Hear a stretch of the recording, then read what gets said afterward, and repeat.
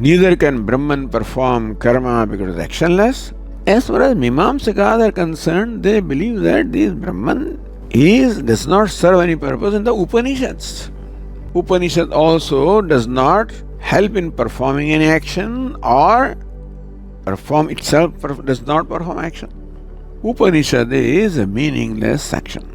Upanishad does not teach anything that is meaningful in our life.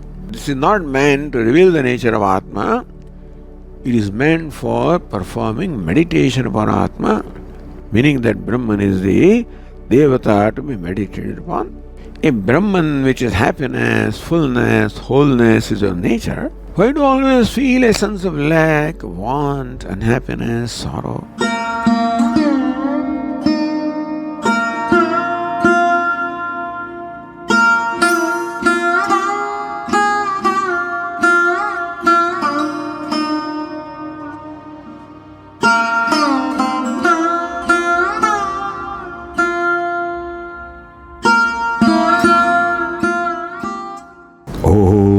सहना भवतु सहनौ भुनक्तु सह वीर्यं करवावहै तेजस्विनावधीतमस्तु मा विद्विषावहै।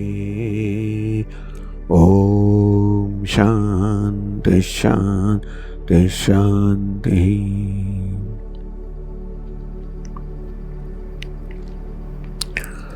Last time we discussed the third sutra of Brahmasutra, Shastrayonitvat. Two interpretations were given of the sutra. Shastrasya Yonitvat. Brahma is the yoni of Shastra, yoni or source of Shastra. Brahma or Ishvara is Sarvajna, Sarvashaktiman, omniscient, omnipotent, is the very source of the Shastra, of the Vedas, of the Upanishads. And therefore, what was said earlier, Janmadyasyataha, O yatova imani bhutani jayante, yene jatani javanti, yatpriyantyapi samvishanti, tad vijignyasasva, tad brahmeti. That is Brahma, from which emerges the universe, or from which all these beings emerge, by which they are all sustained, unto which they all merge back. So Shastra is the yoni or pramanam for knowing Brahman. Number one, Shastra is the source of this statement that Brahman is the material cause or material and efficient cause, abhinna nimitta upadana karanam of the universe. Then the Purvaksha arises. Meemanshakas say that Brahman is not the subject matter of the Vedas. What is it that the Vedas primarily teach? Where is Samanvayāt of the Vedas? Samanvayāt means purport, the intended subject matter, what is intended to be conveyed by the Shruti. The Karmakandis say, and this is a sutra or an aphorism from Saint Jaimini, who is the author of the Dharmasutras or aphorisms explaining dharma or karma, where it is said, Amnayasti kriyarthatvat anarthakyam atadarthanam. Amnayasya kriyarthatvat. Amnaya means Veda. Amnayasya of the Vedas kriyarthatvat. Vedas are primarily meant for kriya or karma. Meaning the Vedas enjoin the duty as well as karma or the rituals to human beings. That is the primary purpose of the Vedas. And therefore, the Vedas, all the statements of the Vedas can be reconciled as either directly enjoining the karma or indirectly supporting the vidhi. So when you say that the Vedas are totally devoted only to revealing karma, then there are some statements like Saha Arodid, the Rudra wept.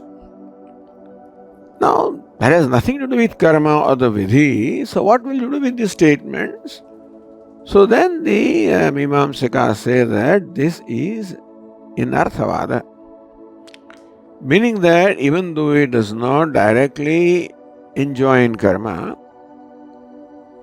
it supports the statement which is vidhi, where it says that you must only give barheshi in this yajna, you must say rajatam deyam, barheshi rajatam deyam. Later on there is a statement which says barheshi in the yaga yajna, rajatam na deyam, rajatam meaning the silver should not be given as dakshina in the yajna. So this statement, Saha Arodit, then Rudra wept and his tears turned into silver. Since silver is a product of the tears of Rudra, therefore they are not worthy of being given as dakshina to the Brahmanas. And Barheshi Rajatam Nadeyam. There is later on a statement which says that Rajata or silver should not be given as dakshina to the Brahmins, to the priests, to the Ritviks. And therefore, this statement, Saha Arodit, which does not seem to directly enjoin any karma,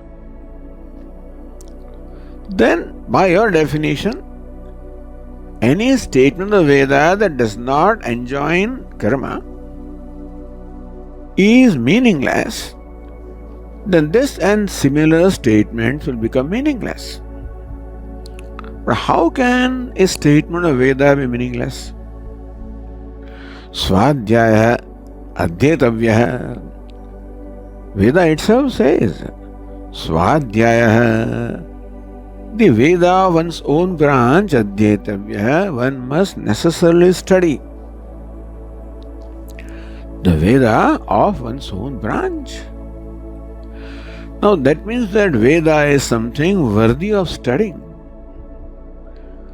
Because Veda teaches you what is the purpose of life, what is the meaning of life, what's the goal of life, what's the means of attaining that goal.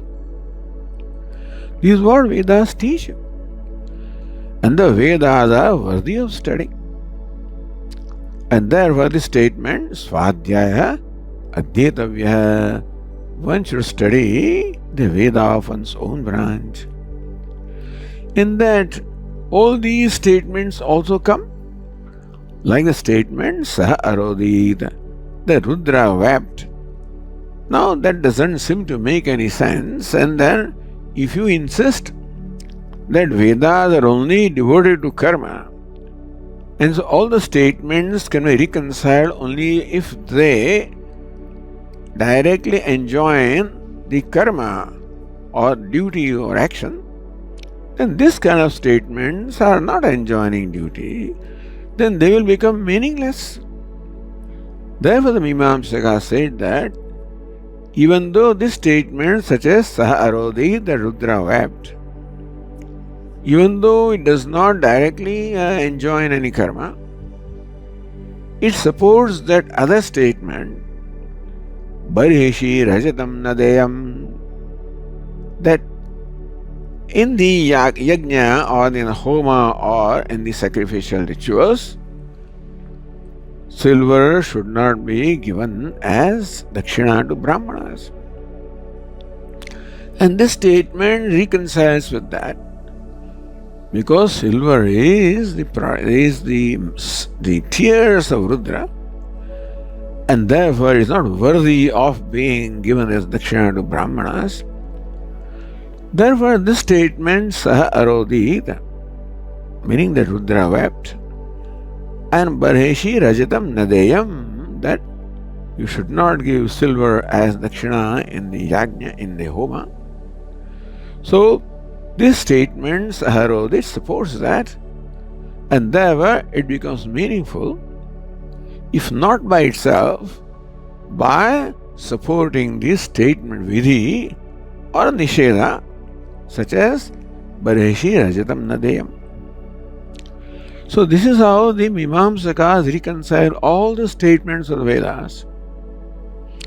And statements such as Saharodit would be called Arthavada. Even though it's not Vidhi or Nisheda, it falls the classification of Arthavada. And that is how the statements of the Vedas can be divided into Vidhi or Nisheda and Arthavada. There are some statements where Anuvada, where it restates what is stated elsewhere or what is known through other means of knowledge, but basically Vidhi and Arthavada.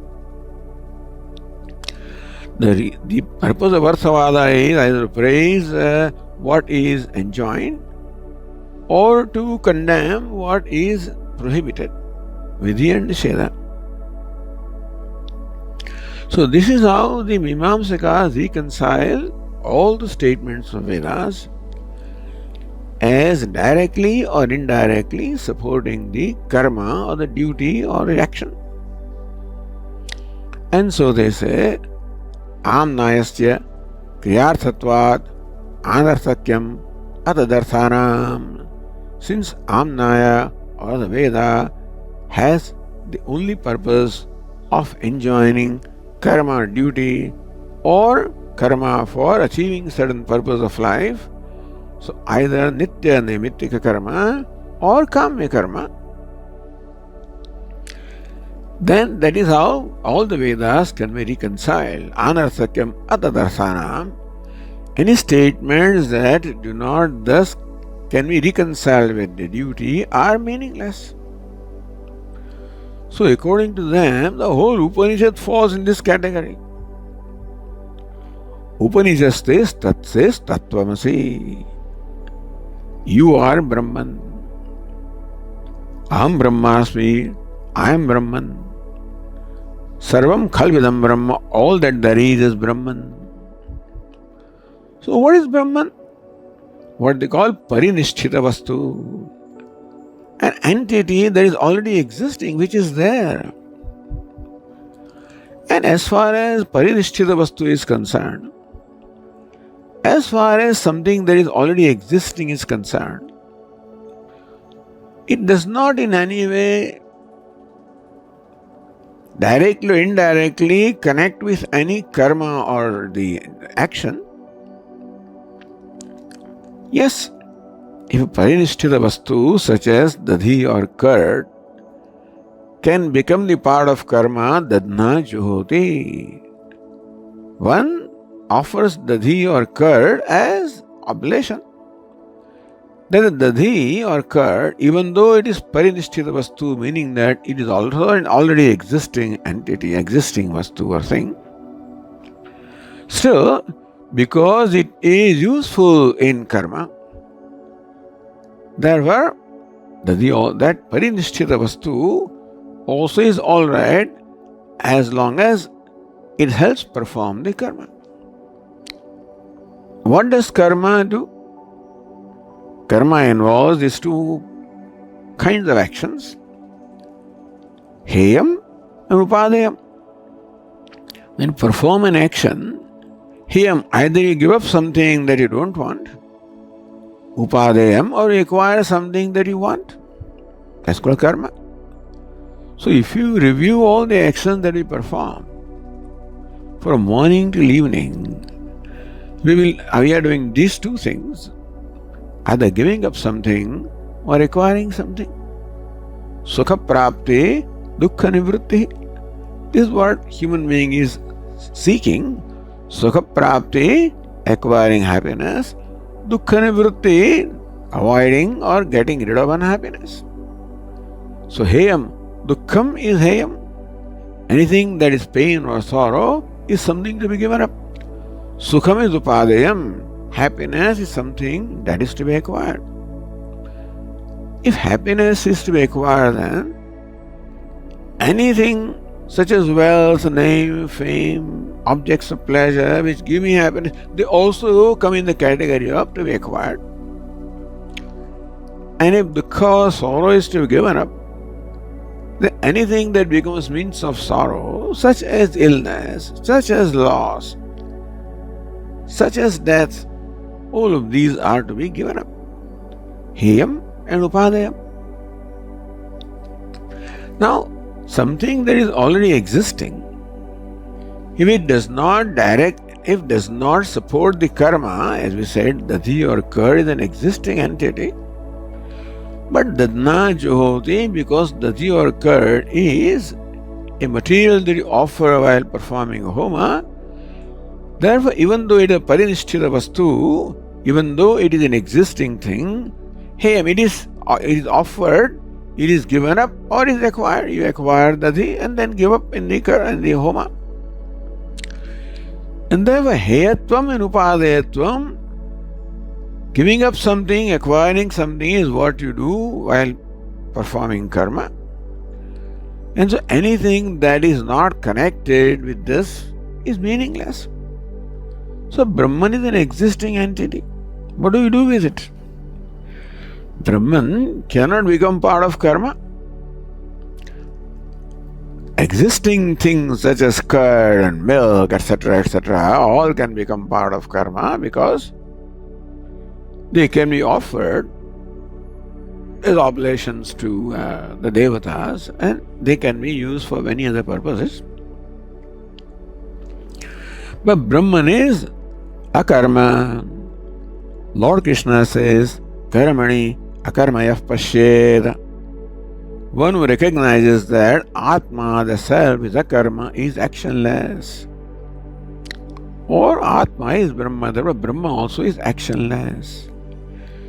Meaning Brahma cannot perform any karma. Nor can Brahman become an object of karma. Brahman does not perform karma because akartru, it is not a doer. Nor can Brahma become an object of karma because it is not something that is acquired or given up, it is the very self. Everything other than yourself you can acquire or give up. For something to be acquired or given up, it must be different from myself. But the self is already acquired, so cannot be acquired. And self cannot be given up also, because giving up requires something other than yourself. And self is your own self, therefore, it cannot be given up, because giver up cannot be something that gives himself up. I am the self, I cannot give up myself because I cannot be simultaneously karta and karma. I cannot simultaneously be the agent of act of giving up as well as the object of the act of giving up. This cannot simultaneously happen. And therefore, self or Brahman is aheyam, anupadayam, cannot be given up, cannot be acquired, and therefore it cannot become part of karma. Neither can Brahman perform karma because akartru, nor can Brahman become an object of karma because it cannot be acquired, it cannot be given up because it is very self. Understand these two aspects. Brahman cannot itself perform karma because Brahman is actionless. And Brahman cannot become object of karma because Brahman is very self. And in order for me to become object of karma, I must simultaneously become the performer of karma as well as object of karma. I should simultaneously become the karta as well as karma, which is not possible. So Brahman is a parinishtitam vastu, an already existing thing, which is not available for either acquiring or giving up. which means that which is not available for any karma. Neither can Brahman perform karma because it is actionless, nor can Brahman become object of karma because it is very self. So what's the use of Brahman? Anarthakyam atadarthanam. As far as Meemansakas are concerned, they believe that this Brahman does not serve any purpose in the Upanishads, which are devoted to revealing Brahman, also are, according to their definition, anarthakyam, they are meaningless, because Upanishad also does not help in performing any action, or perform itself does not perform action. So according to them, Upanishad is a meaningless section. Anarthakyam atadarthanam. Upanishad also does not serve any purpose because Upanishad reveals an existing such as Brahman or Atma. And therefore, Upanishad does not aid performance of karma, of either giving up something or acquiring something. Therefore, for them, Upanishad is anarthaka, meaningless. However, as we said, since Meemansakas accept the entire Veda as Pramana, Upanishad also must be included in some way, and therefore Upanishad is classified as Arthavada. Upanishads reveal the nature of Atma, reveal the nature of Brahma. So what is Atma? Karma Kartru, the performer of karma. What is Brahma? Devata. So Kartru, Devata, Swarupa, Pratipadanam. According to them, what the Upanishads do is only delineate the nature of Atma, the performer of karma, or Brahma, the Devata for whom the karma is performed. And therefore, Upanishads do not have any separate validity or pramanyam independent of the karma kanda, because Upanishad does not teach anything that is meaningful in our life. It only teaches Upanishad and Brahman, which is a parinishthita vastu, which cannot be useful in karma. And therefore, anarthakyam, by their definition, Upanishad will fall in the category of that which is anarthaka, meaningless.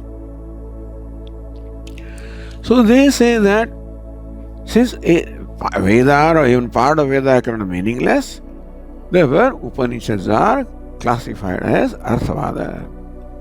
As praising when you say Tattvamasi or Aham Brahmasmi, when it is Tattvamasi, you are Brahman, Meemanshakas would say that don't take this statement literally.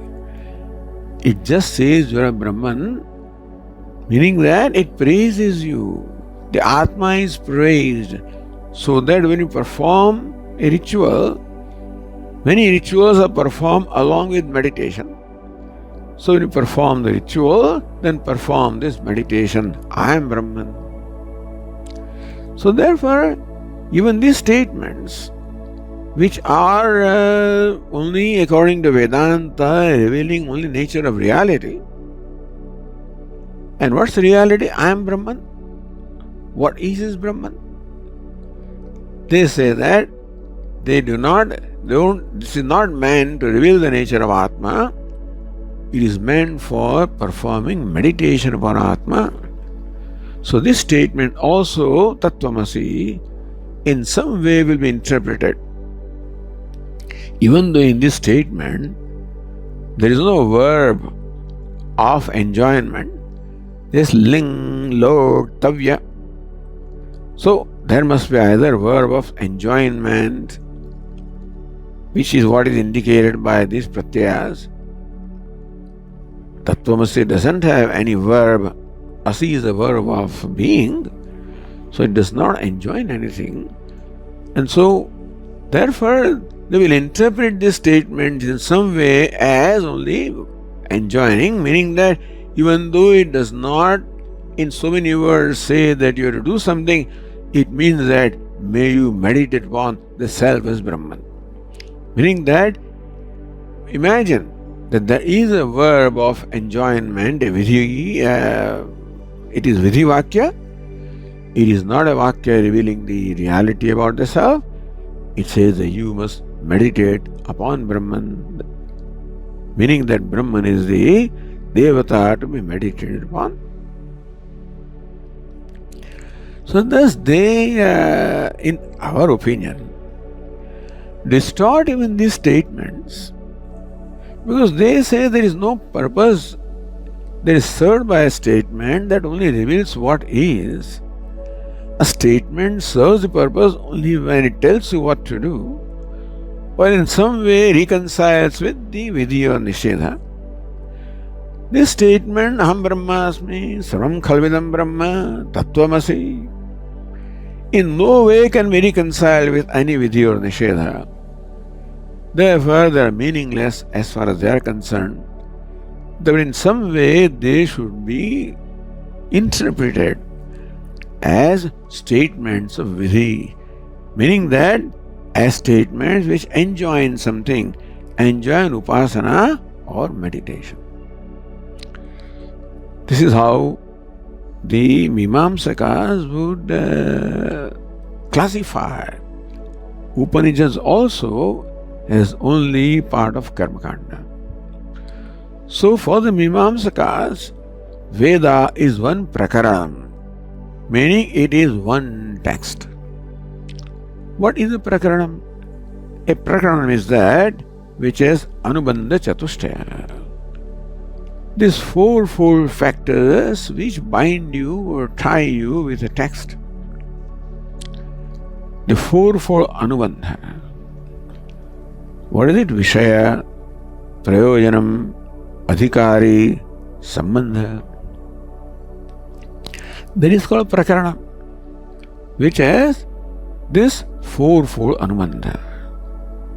According to the Meemansakas, Veda is one prakaranam. It is this one anubandha chatushtaya. What is that? Who is adhikari? Adhikari is one desirous of karma phala. So according to them, the karma should be performed by the one who is desirous of the result or reward to be gained by performance of karma. Arthi, samartha, vidwan. Arthi means one who is desirous of the reward that will come by way of performing this karma.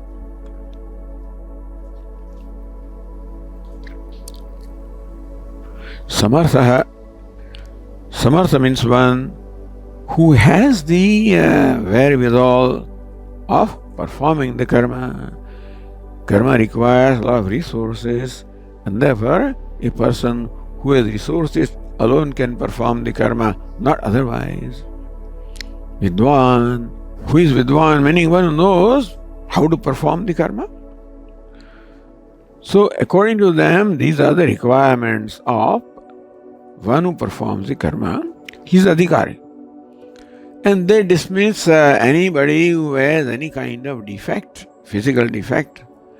One who is lame or one who is blind, etc. All of them are unqualified to perform any Vedic rituals. And only those who are who possess the physical fitness, and of course who possess the knowledge and who have the resources, they can perform the karma. So this is their definition of adhikari, which is right. But they look upon Veda as only one prakarana. And therefore, arthi, one who is desirous of the result of the action, in this world or here or hereafter. In this world, a person is desirous of the wealth, the name and fame, or the objects of pleasure, then he is qualified to perform karma. Or he is desirous of the pleasures to be obtained in heaven, in the other world, here or hereafter, then he is the adhikari or one qualified to perform karma. One who is not interested in the result of the karma, who is not interested in happiness or pleasure, here or hereafter, cannot be adhikari for karma.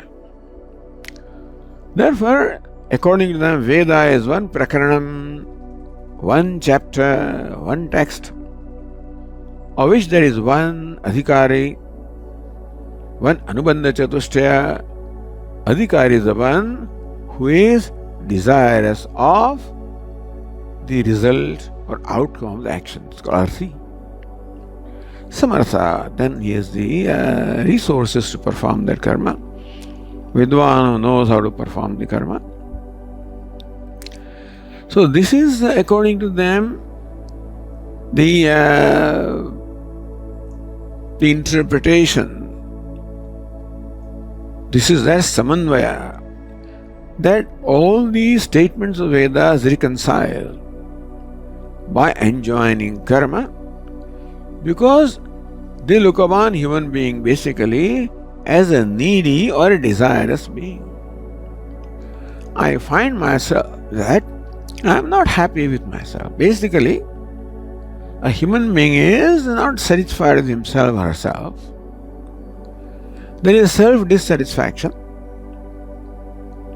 That is why I am unhappy and I want to become happy. Therefore, according to Meemanshakas, happiness is something to be acquired. And happiness can come when I acquire the means of happiness, which may be objects of senses, which may be name, fame, etc.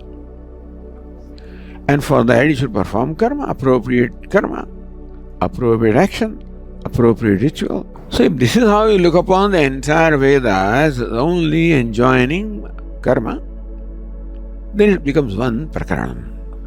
With one anubandha chatushtaya, this adhikari, the prayojana is to gain happiness, sukha prapti, dukkha nivritti, acquiring happiness, gaining unhappiness. And for Meemanshakas, Swarga or heaven becomes the goal to be achieved, and therefore they perform rituals here in this life so that after departure from here, they will qualify to gain Swarga and enjoy happiness there. This is where the Meemansaka says, Upanishad, how do you classify Upanishad?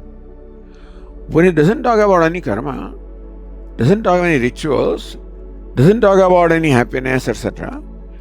In fact, Upanishads are based on the understanding that happiness is not something to be acquired. Happiness is your own nature.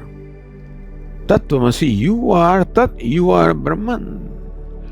Vijnanam Anandam Brahma, and Brahman is the nature of knowledge, consciousness, Ananda, happiness, fullness. You already are of the nature of consciousness and fullness. Satyam, Jnanam, Anantam Brahma, that's who you are. And therefore, according to Vedanta, happiness is not something to be acquired. The Meemansaka says that if happiness is your nature, how come you feel unhappy? If Brahman, which is happiness, fullness, wholeness, is your nature, why do you always feel a sense of lack, want, unhappiness, sorrow? How can it be? So what will Vedantins answer to this basic question? If freedom is your nature, then how come you feel bound?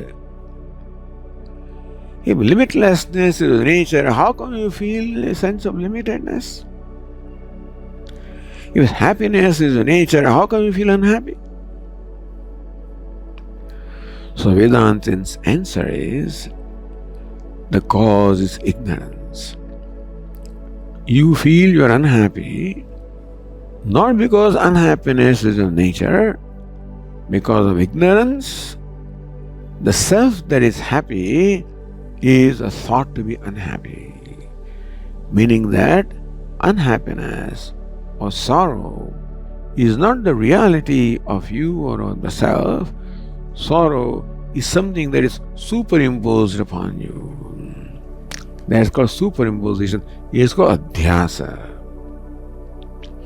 And that is why this Brahmasutra started with adhyasa bhasha, which is now understood very well. That there is adhyasa in our life. We superimpose unhappiness on ourselves. We superimpose lack or want upon ourselves, and then feel lacking, wanting, unhappy, not knowing that it is a product of superimposition. That my feeling of unhappiness about myself is not the reality of myself. It is the result of a false perception of myself, a false perception that is caused by the superimposition. But Swamiji, what is superimposition? Well, I take this body to be myself. I take the mind to be myself, the intellect to be myself, the sense organs to be myself. This has been already discussed earlier, that these are given to me to perform, to carry out various functions in my life. Like a carpenter using various tools to carry out his job. And I am also given this body, sense organs, mind, intellect to carry out various roles that I am supposed to perform. They are not the self. And still, I take them to the self. This is called adhyasa or superimposition. It is adhyasa or superimposition which creates in me a false notion about myself. So this is where Vedanta differs from everybody else. Not only Meemansakas and other thinkers in India in the Vedic times, but all the thinkers in the whole world accept the human being as a needy being, as the one who needs to be happy. There are many who have concluded there is no happiness in this world. Therefore, you must go to paradise. You must go to some heaven which is beyond the space, beyond sky, etc., etc. Meaning that you have to go to another world.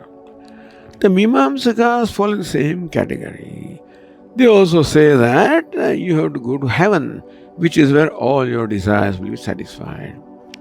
Well, our Puja Swamiji would call these people those who are promoting tourism. Promoting tourism for heaven. And so going to heaven sounds very good, but promoting tourism is not what is the purpose of life.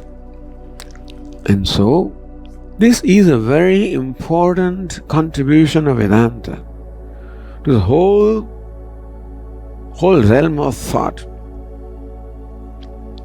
that you are not what you take yourself to be. You are not a small, limited, insignificant creature that you think you are. That in fact you are significant. You are significant. You alone are significant. And that what creates this false notion is called self-ignorance. And therefore, what is to be done is not acquiring happiness that you don't have. It is discovering happiness that is your own nature. This has been also discussed earlier. Meaning that the life is not meant for acquiring what is not acquired. Life is meant for understanding and owning of what is already acquired. karma is a means of acquiring what is not acquired. Meemansakas have concluded that happiness is not acquired, happiness is different from myself.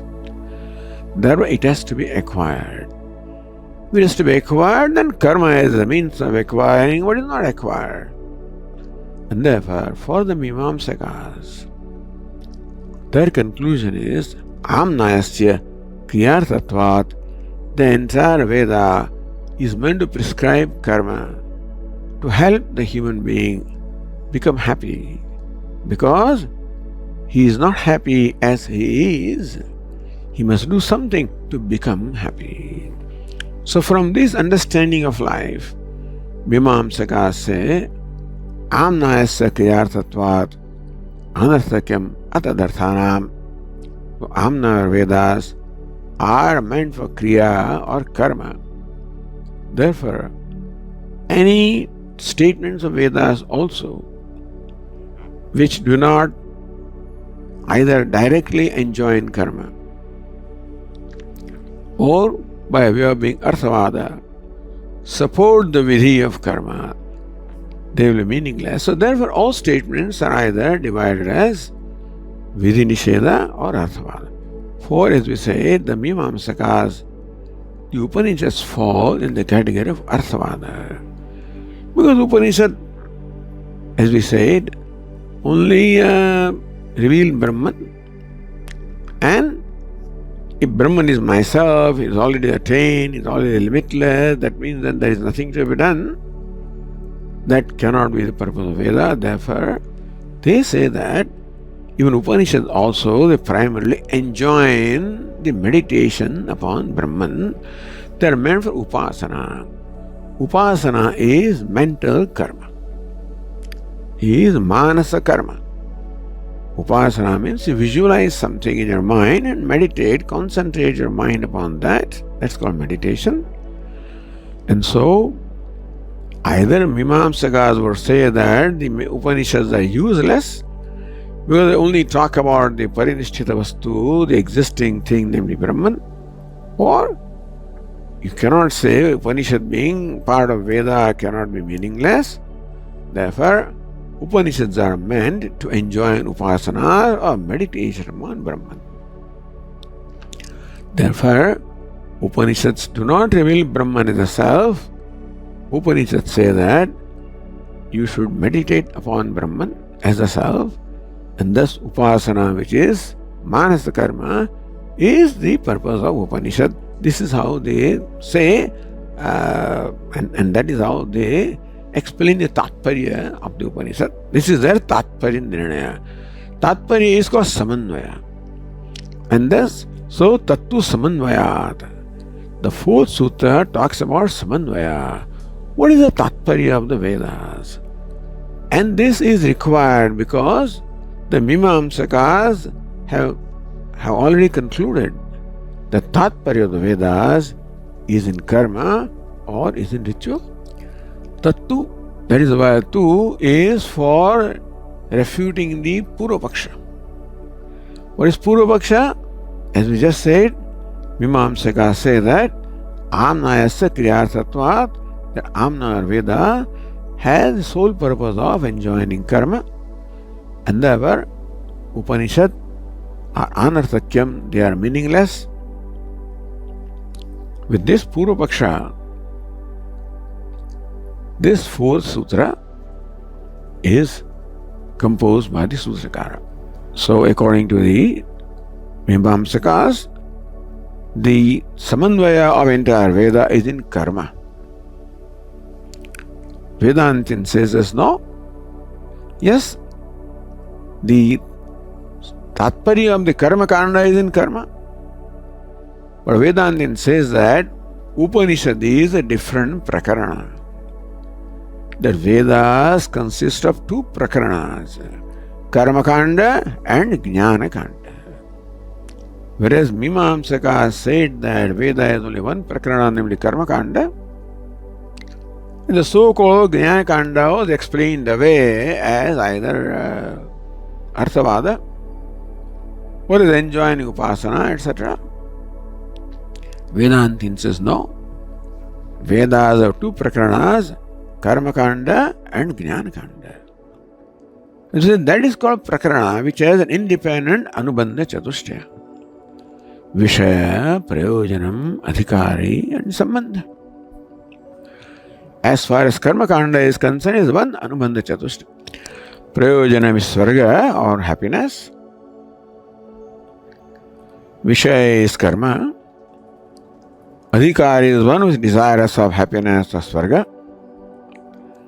And sambandha is that after knowing the Vedas, merely knowledge is not enough.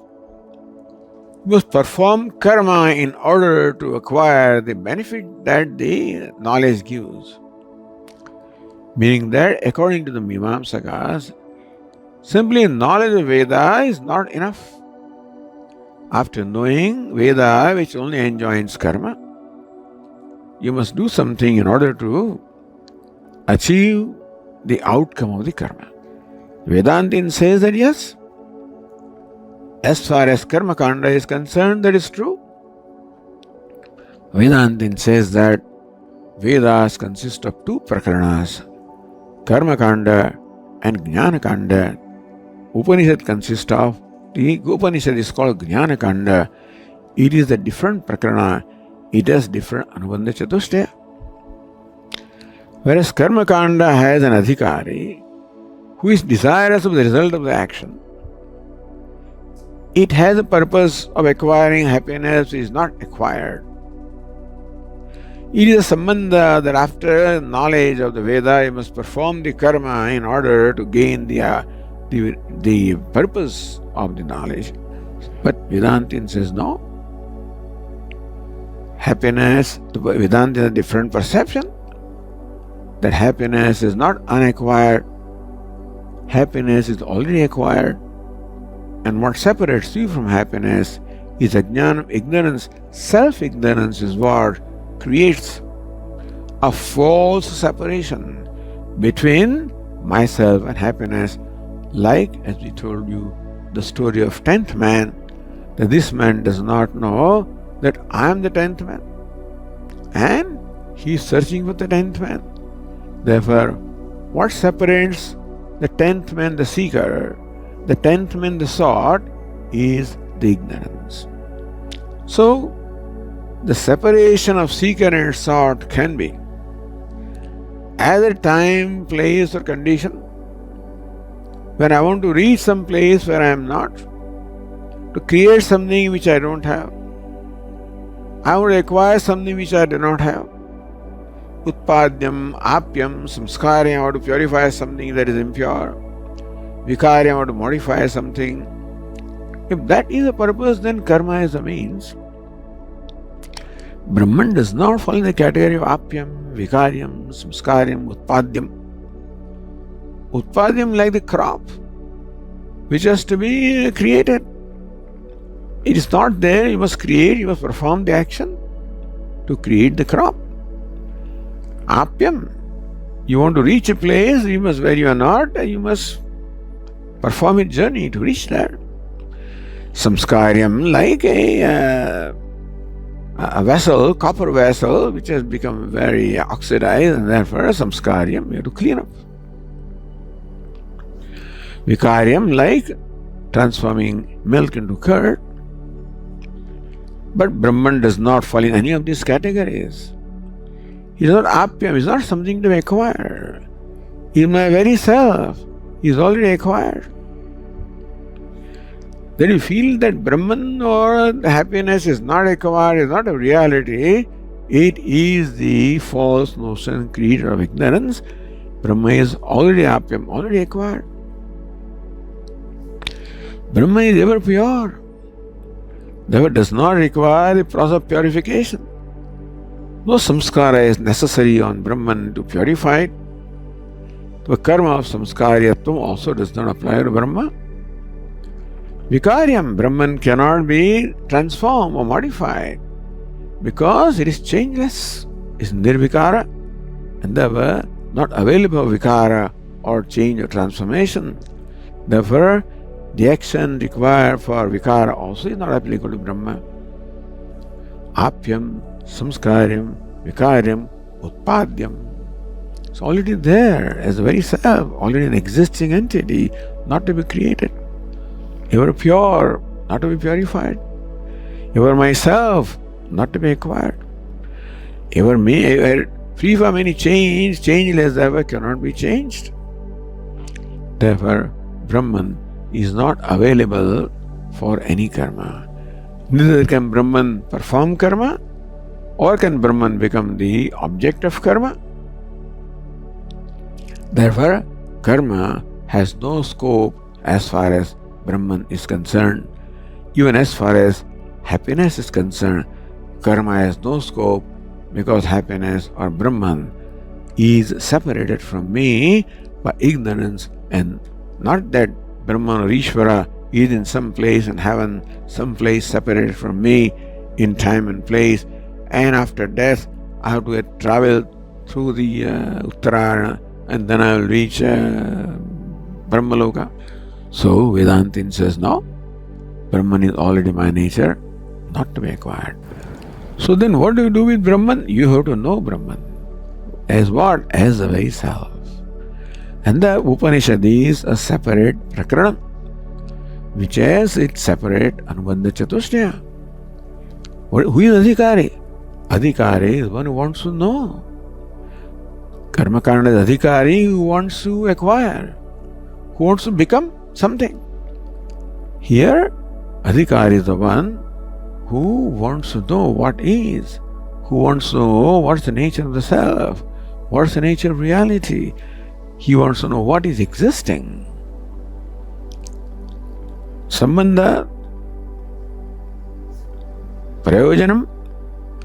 Prayojanam is again acquiring limitlessness, which is my own self, and therefore the means is jnanam, not karma. What separates, as you said, me from the limitless is only ignorance, and therefore limitless is the object of knowledge, not object of acquiring.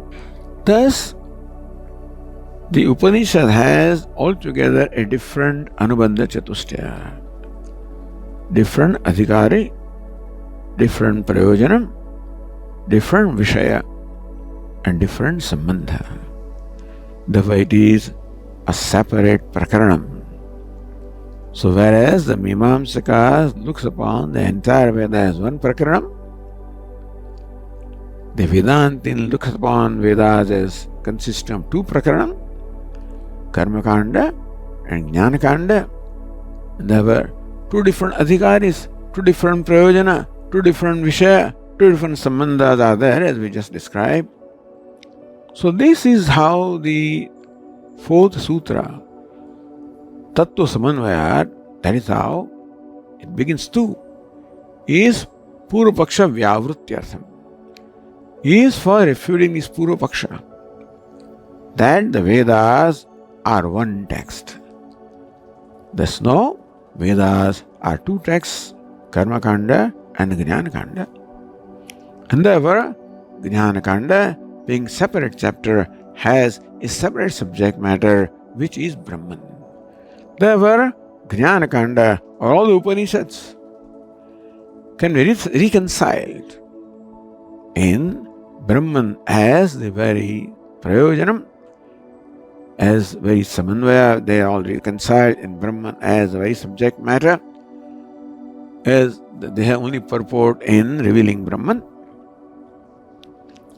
So this is how the fourth sutra begins, Tattu Samanvayāt.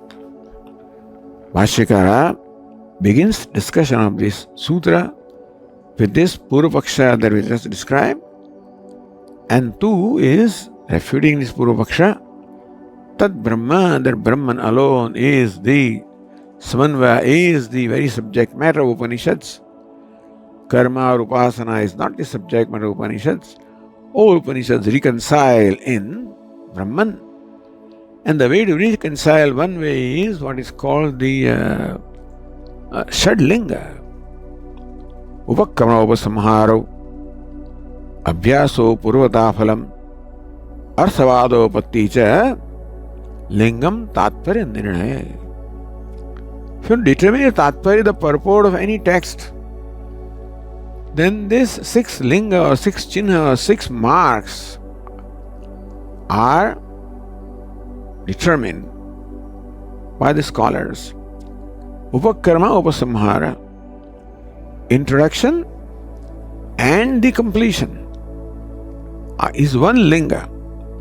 For example, Chandogya Upanishad begins with Sadeva Soumya Idamagrasid, where Sat or Brahman is the subject of Upakrama, introduction. Upasamhara, Aitadatmidam Sarvam, Tas Satyam, Sa Atma, Tattvamasi Shvetaketo. That very Sat is revealed as Satyam, is revealed as Atma, and so Upakrama and Upasamhara both are with Sat or Satya. So Upakarma Upasamharo, that becomes one linga. Abhyasa, Chandogya Upanishad repeats this theme, Tattvamasi. The primary teaching of Chandogya Upanishad can be expressed in one sentence, Tattvamasi, that thou art, you are Brahman. And the statement Tattvamasi is repeated 9 times. Sage Uddalaka, who is teaching his son Shvetaketu, says Tattvamasi Shvetaketu. Once, twice, 9 times it is said. It's called Vyasa. So when something is very important, this is not repetition. It's not that Sage Uddalaka is repeating, he has nothing else to say. It's emphasis. Abhyam is emphasis. When there is something important that you want to convey, you emphasize by repeating it. And thus we find in Chandogya Upanishad, Abhyasa, the statement Tattvamasi, that thou art, stated 9 times. Upakarma Upasamhara, Abhyasa, Apurvata. Apurvata, every pramanam has Apurvata. But the Apurvata is that which is not available by any other means of knowledge. Our eyes are called pramanam. Eyes reveal the colors and forms. And there is no other sense organ, no other means of knowledge which reveals colors or forms. For revealing colors and forms, eyes are very unique. Pramanam, means of knowledge. That's called Apurvata. The uniqueness of a pramanam. That no other means of knowledge reveals what this means of knowledge reveals. And Upanishads have this Apurvata. Tattvamasi, that thou art. You cannot know that from pratyaksha or perception. Other means of knowledge basically is pratyaksha, perception. Perception does not reveal non-duality, it only reveals duality. And anumanam, upamanam, arthapatti, which are all based on pratyaksha or perception, therefore they all only reveal the duality. All the means of knowledge available to us derive from duality and they reveal duality. Upanishads is the only means of knowledge that reveals non-duality, apurvata. Phalam. And there is a worthwhile result. Moksha is the phalam. Swarga is a phalam of karma which is impermanent. Yatha karma chato loka kshiyate evam amutra punjito loka kshiyate. Upanishad itself says that just as what you achieve by karma is perishable, the happiness that you achieve in Swarga also is perishable. Meaning that what you can accomplish by karma is always anitya or perishable, and what you want is nitya or imperishable. Nitya cannot be created by karma. Nastya kritah kritena. It must be already existing, and it has to be known. What is existing has to be known. So knowledge is a means for Upanishad or Brahman, and not karma. So in that way, Upanishad has an independent Anubandha Chatushtaya. Its adhikari is moksha, its vishaya is Brahma, its prayojan is moksha, And Sambandha is that knowledge alone is the means of moksha. After knowing, you don't have to perform any karma. Knowledge alone is a means of moksha. So thus, Upanishads have an independent Anumanda Chatushtaya. The Upanishads are a different prakaranam.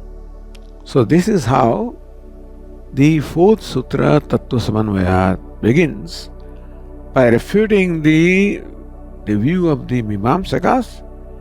It was important to refute that before you could discuss what is the prayojanam, purpose of the Upanishads. Because already Meemansakas have determined that Upanishads also have purpose only in karma.